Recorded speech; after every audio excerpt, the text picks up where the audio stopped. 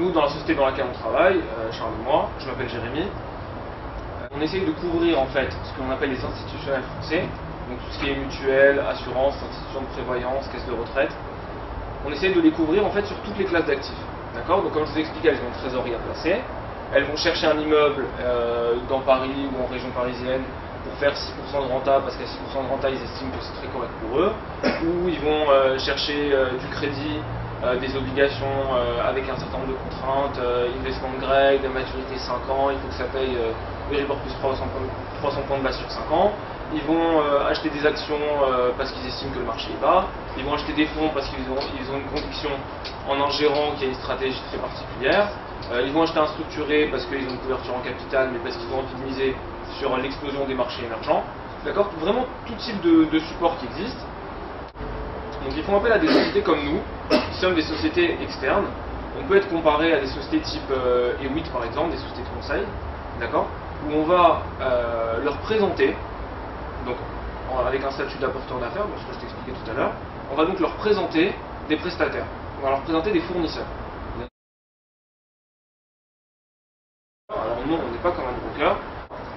La différence, elle se fait surtout au niveau des frais, puisque le broker va facturer des frais, d'accord, au client, il va acheter à 100, il va revendre à 100, alors que le client aurait pu acheter directement à 100 en face de la contrepartie, d'accord, et va rémunérer un intermédiaire comme nous en rognant une partie de sa marge. Si la Société Générale a l'habitude de prendre 3% sur ce type de produit-là, et ben au lieu de prendre 3, elle va prendre 2, elle va nous donner 1. Et par contre, pour le client, ça lui revient au même prix. On va parler d'un produit structuré à capital garanti, d'accord. Donc on va investir dans deux vecteurs. Le premier vecteur, c'est la protection du capital, d'accord. Donc on va investir l'argent dans un actif sans risque, d'accord, de telle sorte à ce qu'à maturité, cet actif sans risque nous ramène 100% du capital investi, d'accord.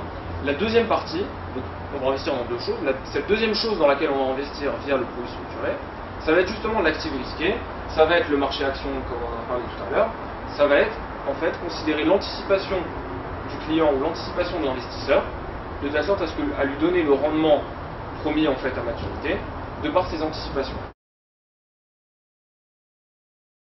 Donc on va dire que le client investit 100, sur les 100 qu'il investit, il y a une partie qu'on va devoir investir pour garantir le capital.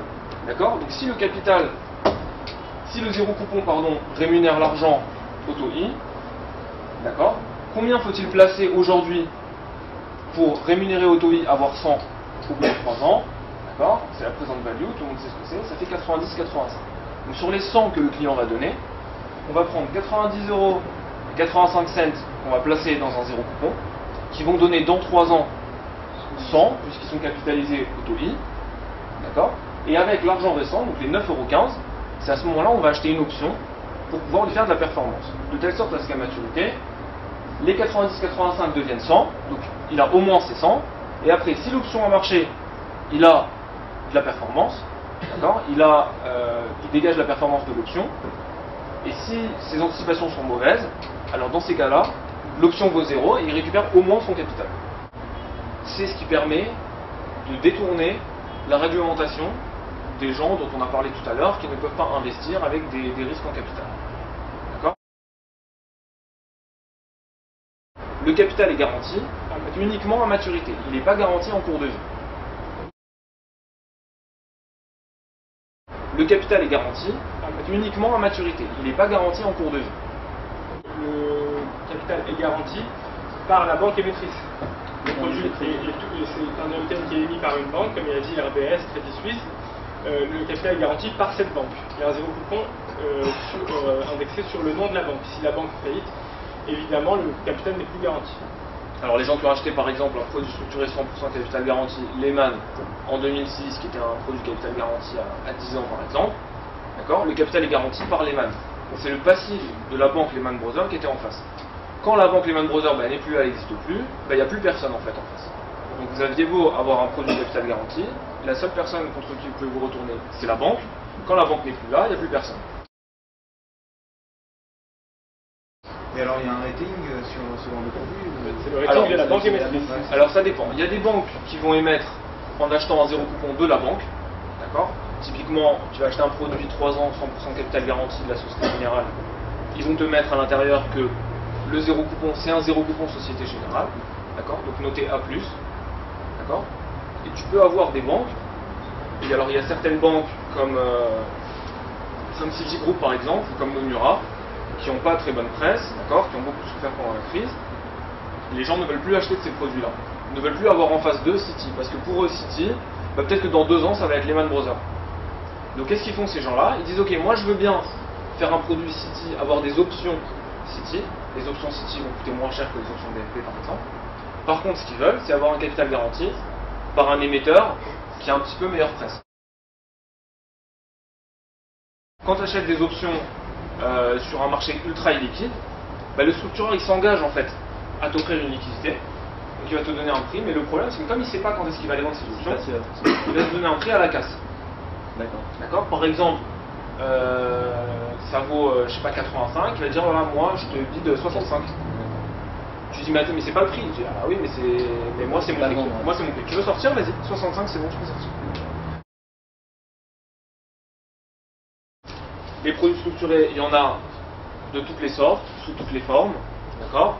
Alors, il y en a sur des marchés organisés ou non. Donc là, on a parlé du marché action. On peut faire un produit structuré indexé sur le prix d'un immeuble, d'accord. Il n'y a aucun problème. On peut faire un produit structuré indexé sur le prix des logements en Angleterre. On peut faire un produit structuré indexé sur, je sais pas, sur les taux au Nicaragua. On peut faire sur tout ce que vous voulez, d'accord. Il y a des marchés organisés et il y a des marchés de gré à gré. On peut tout faire, d'accord. Donc il y a des produits courts, il y a des produits longs, il y a des produits à capital garanti, il y a des produits à capital non garanti, d'accord. Il y a des produits à capital protégé, d'accord, on en parlera tout à l'heure. Les sous-jacents, vous les avez tous là, et les payoffs. Le payoff c'est la formule de remboursement, d'accord, du produit à maturité. Alors l'avantage qu'a le produit structuré, c'est il est flexible, il est malléable, on va le construire avec le client à travers les anticipations et les désirs du client. Si le client il veut investir sur un marché de niche pendant une période donnée avec une protection donnée, on va pouvoir lui faire.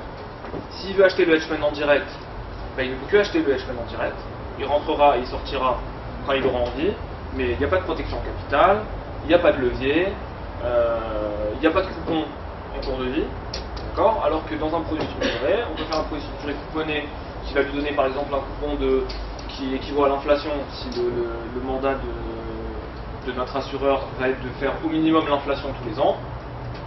On va pouvoir lui donner un coupon de l'inflation si le hedge fund a fait au minimum inflation x2 tous les ans par exemple. D'accord, donc en fait ça c'est un produit structuré qu'on peut un peu assimiler à une obligation avec des coupons traditionnels pour l'investisseur. Donc il y a une protection du capital, donc inconditionnel, est-ce que vous entendez 100% capital garanti? Inconditionnel, c'est-à-dire que l'investisseur va investir 100% de son investissement et il récupérera 100 quoi qu'il arrive à la fin. Au minimum. Au minimum. Comment il va gagner son argent? C'est pas en attendant que le produit arrive à maturité à échéance et d'avoir sa formule de remboursement. En fait, il va avoir des cash flows, donc soit tous les ans, soit tous les 6 mois, ou bref. Et donc il va recevoir un coupon. Ce coupon, en fait, il va dépendre de la performance du sous-jacent, donc du produit structuré, qui peut être un indice, ou une action, ou autre chose. Et donc en fait ici on explique que le produit va donner un coupon en fonction donc, de la performance du sous-jacent. Ce produit, le Protect Range, moi je vois un peu ça comme un produit à barrière activante et désactivante. Donc c'est-à-dire que on a deux droites.